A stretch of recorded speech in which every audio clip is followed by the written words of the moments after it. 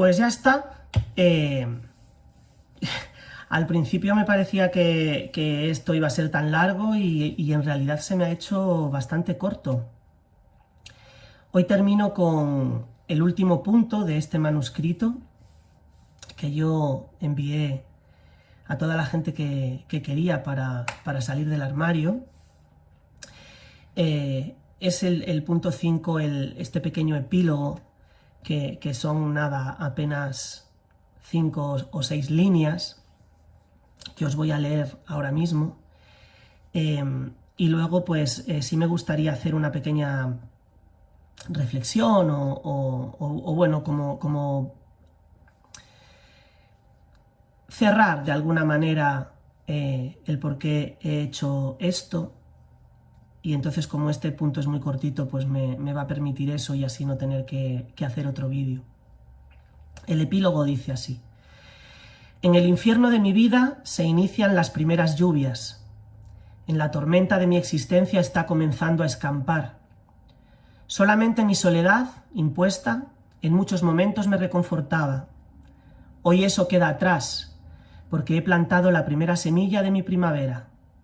Solo falta el último empujón de los rayos del sol para empezar mi dicha. Y firmaba, ¿no? Rubén Fraile Martínez, que es mi nombre. Y me acuerdo perfectamente el día que terminé de escribirlo. Nunca estuvo en un cajón, como en algún momento mencioné, porque yo lo dejé escrito en un ordenador y lo pasé, como os digo, a un disquete. De hecho, lo escribí en el ordenador de mi casa en León, una mole de aquellas gigantescas que había en aquella época, y me daba tanto miedo que alguien lo pudiese encontrar, aunque en principio nadie tocaba mis carpetas en aquel ordenador, ¿no? A lo mejor alguien podía utilizar el ordenador. De hecho, la pareja de mi madre entonces, que también la he mencionado por aquí, y que convivía con ella, utilizaba el ordenador, pero no se iba a meter en mis carpetas. Pero mismo así yo, por miedo, siempre lo que hacía era que lo pasaba a un disquete y yo me llevaba el disquete. Y luego, cuando estaba en Salamanca, que por aquel entonces era mi primer año en Salamanca, era el año 99, pues yo seguía escribiendo, corregía, lo leía 1000 veces, lo volvía a escribir, quitaba cosas, ponía cosas. Pero me acuerdo perfectamente que yo terminé de escribirlo en León. Y me acuerdo perfectamente de aquel día que cogí el disquete y lo guardé en mi mochila, como siempre hacía, porque aquel disquete se movió mucho conmigo por muchos sitios. Y verdaderamente no sabía cuándo yo iba a entregar aquello, ¿no? a los demás.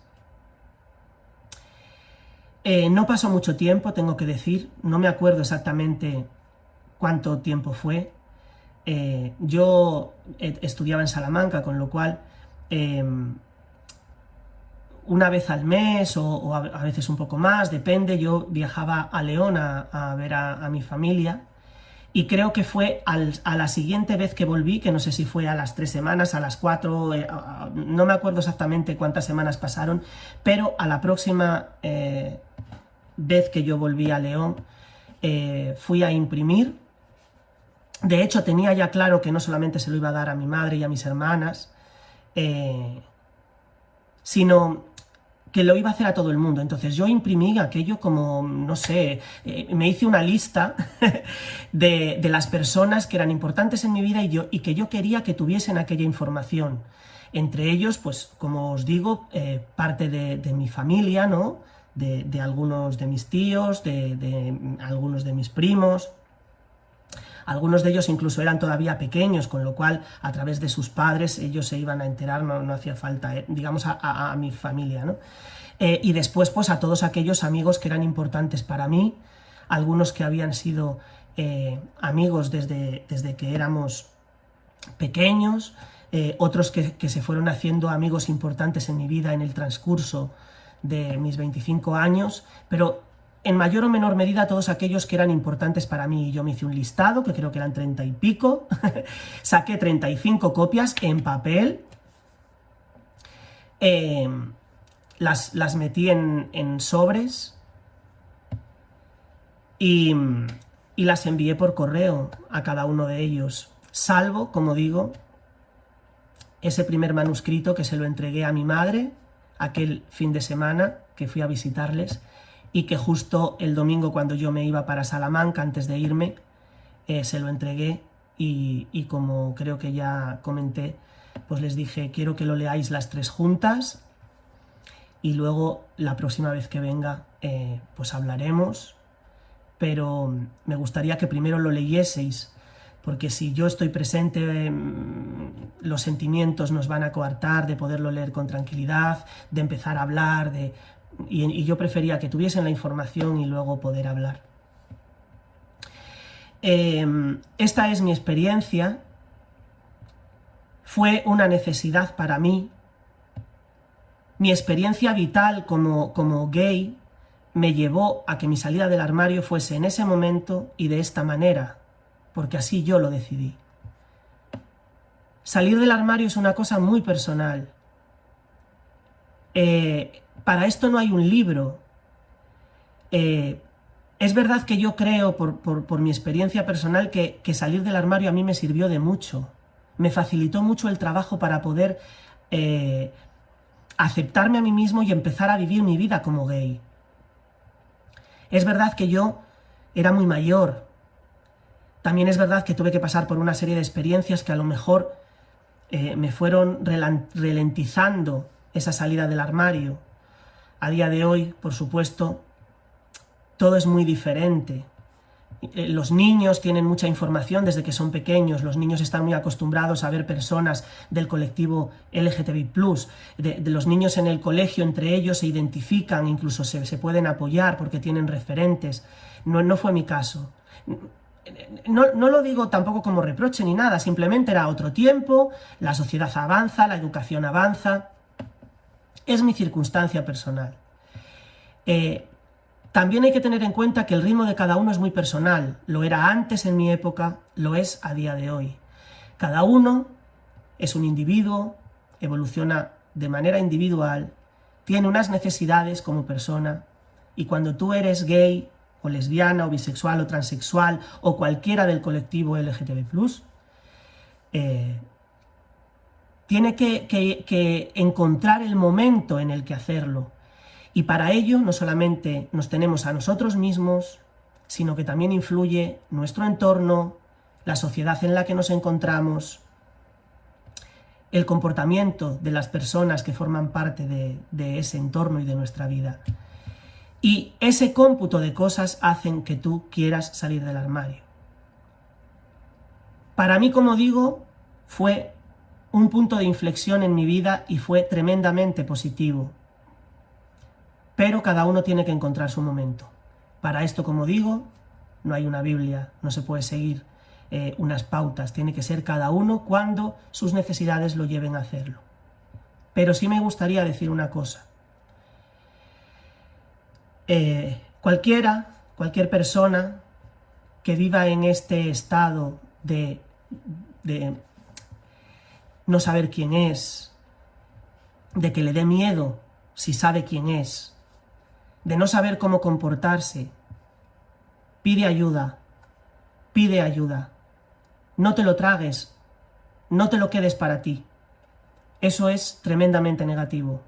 Eso me pasó a mí y me hizo sufrir durante mucho tiempo. Como dije el otro día, hasta puntos en los que creí que no iba a ser capaz de soportarlo. Y entonces, yo, por la razón que sea, que tampoco sé muy bien cuál es, nunca llegué a cometer una locura, pero hay mucha gente que sí. Entonces, no me gustaría que eso le pasase a nadie. Me gustaría que si verdaderamente estás en esta situación, pidas ayuda. Hoy hay 1000 maneras de hacerlo. Para mí, por ejemplo, fue muy importante llegar a la universidad. Primero porque salí de un entorno de opresión en el sentido psicológico ante mi situación, ¿no? de ser gay. Y llegué a Salamanca y entonces me encontré con una ciudad en donde nadie me conocía, podía hacer lo que me daba la gana y nadie me lo reprochaba, no me sentía observado, no sentía que eso iba a poder perjudicar a la gente que quería. Me dio libertad, porque además me encontré con otras personas que de repente tenían 1000 maneras de ver la vida, 1000 maneras de sentir, 1000 maneras de amar. Y entonces me descubrió un mundo que hasta entonces yo mismo me había intentado coartar. Después di un paso más, que fue el acercarme a una asociación, a la Asociación de Gays, Lesbianas, Transexuales y Bisexuales en aquel momento de Salamanca, que se llamaba Iguales, y que me abrió un mundo a personas que pensaban como yo, que sentían como yo, que se ayudaban entre ellos. Es más, hasta el punto de que, de alguna manera, aunque yo nunca quise formar parte de la directiva ni nada, sí que fui imagen de aquella asociación en el sentido de cuando había que presentar las jornadas contra la homofobia o hicimos la primera manifestación del orgullo en Salamanca. Alguien tenía que hablar con los medios de comunicación y alguien tenía que ponerse delante de los periodistas, y yo ya en aquel momento ya todo me daba tanto igual, ya había llegado a ese punto de decir, Dios mío, por fin he llegado y ya todo me da igual, que yo acepté ese rol, ¿no? Y muchas veces, pues eso, yo presenté porque los propios, a veces directivos de la asociación o gente, otros compañeros que formaban parte de la asociación, todavía vivían momentos de represión en los que por sus trabajos, por sus vidas, por sus familias, no podían salir del armario en su totalidad, porque luego hay diferentes fases de salir del armario. Una es salir del armario con tu entorno, con tu familia, otra es salir del armario de cara a la sociedad y en general pues a tu trabajo, con tus vecinos, con tu manera de vivir. Y yo, para bien o para mal, el día que salí del armario lo hice con todas las consecuencias y ante todo el mundo. De hecho, tuve un periodo al principio en el que yo no es que fuese todos los días con una bandera aquí, pero estaba en un estado de tal reivindicación que cuando veía cosas que no me gustaban o injustas, yo las decía, ¿no? No nos olvidemos que estoy hablando del año 99, cuando yo llegué a Salamanca, en el 2000, principios del milenio, que parece que estamos hablando ya de plena apertura y no sé qué más, no era verdad. Incluso en Salamanca estábamos guetificados. Es cierto que en Salamanca había muchos bares de ambiente que ni a día de hoy existen, pero al final tú te manejabas con un grupo de gente y no te mezclabas demasiado. Yo tuve la gran suerte de tener amigos de mi facultad donde yo estudiaba, amigos que hice a través de mis compañeros de piso, a los que también me ayudaron muchísimo, y luego mis amigos de la asociación, y luego amigos que yo hice cuando yo salía en los bares de ambiente y demás, ¿no? Y ahí es donde tú vas empezando a conformar nuevamente tu vida. Pero para eso tienes que tomar la decisión de liberarte, y la manera de liberarte para mí fue salir del armario. Pero también resultaba muy complicado salir del armario como poco a poco, porque había perdido tanto tiempo que yo tenía la necesidad imperiosa de empezar a vivir una nueva vida. Y por ello fue lo de mandar este escrito, porque cuando ya todo el mundo lo supo en mi entorno, todo el mundo que me quería lo supo, ya que lo supiese el resto del mundo y las consecuencias que eso tuviese, me daban un poco igual. Tengo que decir que en general la experiencia fue positiva. Cuando la gente lo empezó a leer, todo el mundo me empezó a llamar por teléfono, a apoyarme, a decirme que estaban conmigo, que muchos de repente te dicen, intuíamos algo, pero como tú no decías nada, no nos atrevíamos tampoco a ponerte en esa tesitura. Otros que me decían, yo lo tenía clarísimo, pero también tenía claro que tenías que ser tú el que diese el paso. Gente que me dijo, jamás lo hubiese pensado. Gente que me dijo, ¿por qué no me lo dijiste antes y yo te hubiese ayudado? Eso no importa. Por eso yo decía lo de las culpas, ni por mi parte ni por parte de los demás. La vida es así, te lleva a eso. Pero luego es verdad que todo el mundo me apoyó. Gente de mi entorno y muy querida por mí, lo entendió mejor y otros lo entendieron peor, pero todo el mundo me respetó y todo el mundo me aceptó como era y todo el mundo aceptó mi vida desde entonces. Y eso también fue como un, no sé, como un impulso para mí, como una inyección de fuerza para poder afrontar el resto de cosas, porque lógicamente a partir de ese momento hubo momentos en mi vida en los que también sentí el peso de la homofobia, en el que también me sentí discriminado, en el que también muchas veces me tocó callar, porque yo me acuerdo de muchas anécdotas, por ejemplo cuando trabajaba y gente me había visto en la manifestación del orgullo y se habían reído de nosotros cuando pasábamos, y luego venía al restaurante donde yo trabajaba y se sentaba como cliente, y yo le tenía que guardar ese respeto como cliente y servirle mientras se burlaban de mí o hacían comentarios, que son cosas que vas asumiendo con el tiempo, que las vas aceptando, pero que no dejan de dolerte. Y esto es una anécdota aislada y chorra, pero os podría contar mil, como tantas, mil que me han pasado en las diferentes etapas de mi vida y que no están plasmadas en ese escrito, porque como creo que ya dije en algún momento, cuando lo escribí yo quería que lo leyese la gente que me quería y tampoco quería hacerles daño contando más porquería de la necesaria. Pero hay tantas cosas. Pero bueno, eso es otro tema.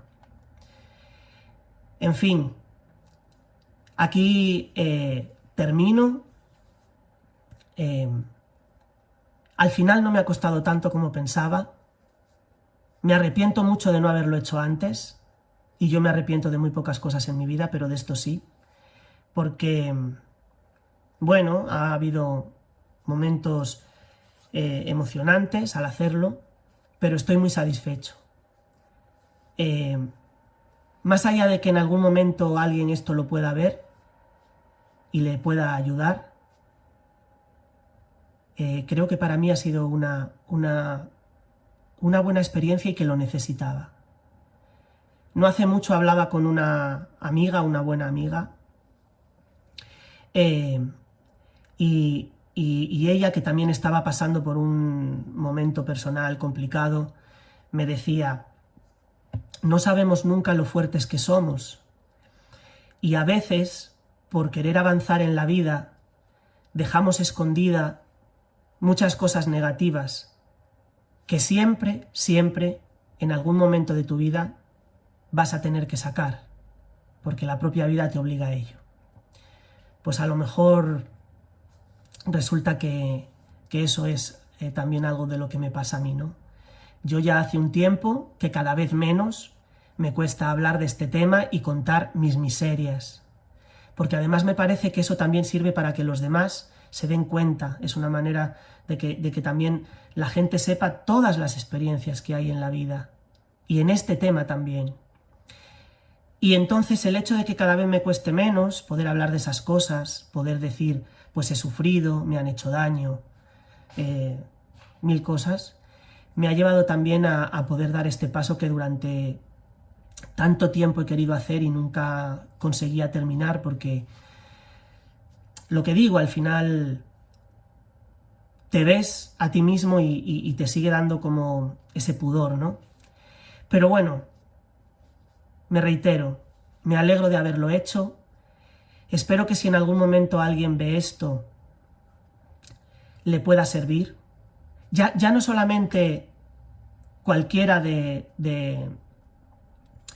colectivo LGTBI+, sino cualquier persona, cualquier ser humano que lo pueda ver y que a través de mi experiencia pueda ver, pues, una realidad que sucedió en un momento y que tal vez podamos seguir aplicando a nuestro día a día. Porque tú puedes ser gay, lesbiana, bisexual, transexual, heterosexual, pero ante todo somos personas, y si nosotros no tenemos el problema, lo puede tener alguien de nuestro entorno. Entonces, respetemos la diversidad,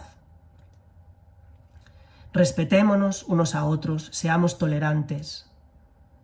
El mundo es increíblemente grande y es muy triste que todavía a estas alturas de la película y en el siglo que vivimos siga habiendo represión por tu condición sexual, como por otras tantas cosas.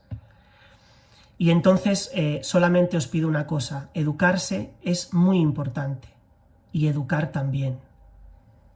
Entonces, intentemos que nuestra vida, sobre todo y siempre, se base en el respeto a los demás, el respeto a la diversidad. Pues nada, a ver cuándo me pega otro calentón con otra cosa y hago otro vídeo.